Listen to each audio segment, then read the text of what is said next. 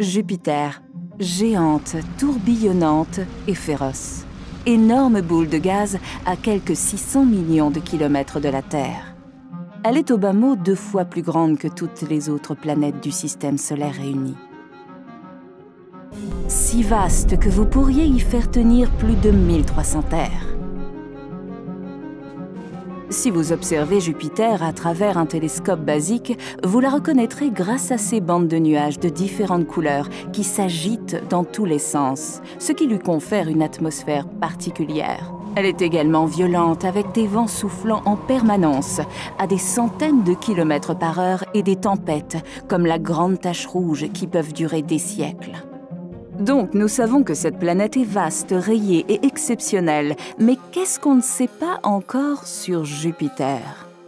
Eh bien, tout d'abord, nous ne savons pas trop comment elle s'est formée et comment elle a façonné le système solaire. Nous savons que Jupiter est probablement apparue avant les autres planètes parce qu'elle est principalement constituée de la même substance, hydrogène et hélium, que la nébuleuse solaire. Les nuages de gaz et de poussière qui ont donné naissance au Soleil, aux planètes et en fin de compte à nous-mêmes. Cet ensemble s'est-il formé lentement à partir de blocs de glace et de roches s'agglutinant progressivement, ayant ensuite accumulé du gaz provenant de la nébuleuse, ou s'est-il formé en une seule étape, à partir d'un énorme amas de gaz et de poussière qui a rapidement pris de l'ampleur? C'est l'un des points que la mission Juno de la NASA, en arrivant sur Jupiter le 4 juillet 2016, étudiera au cours des prochaines années. Juno doit son nom à la déesse gréco-romaine, qui a percé du regard les épais nuages dont son mari, Jupiter, se drapait pour cacher ses méfaits.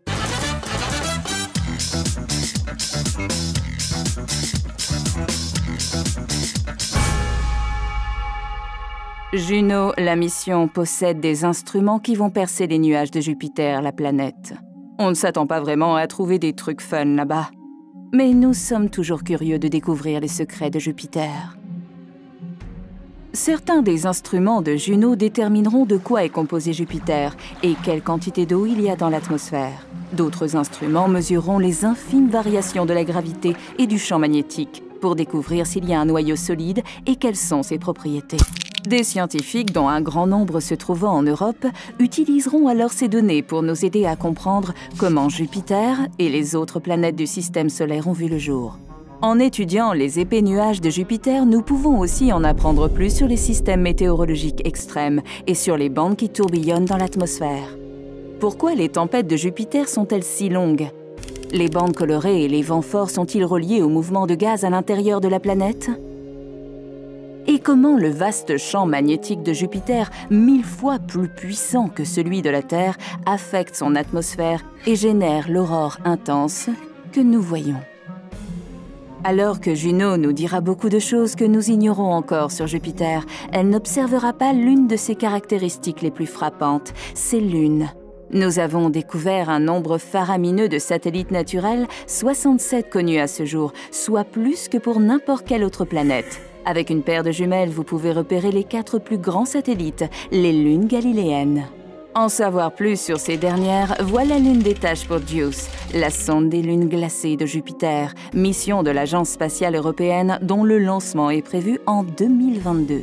JUICE étudiera 3 des lunes galiléennes, Europe, Ganymède et Callisto, dont on pense qu'elles possèdent des océans d'eau liquide sur leur croûte glacée et peut-être même une certaine forme de vie extraterrestre. Parmi ces 3-là, Europe est sans doute la seule où la vie aurait les meilleures chances de se développer, puisque sa composition à base d'eau salée à l'état liquide et son activité tectonique constituent les conditions idéales pour cela. Mais Ganymède est la plus grande lune du système solaire et représente un excellent exemple de petite planète placée en orbite autour d'autres étoiles. JUICE recherchera des molécules organiques essentielles à la vie et utilisera des ondes radio pour sonder ce qui se trouve sous les croûtes glacées des lunes, afin de savoir si, effectivement, la vie pourrait exister là-bas.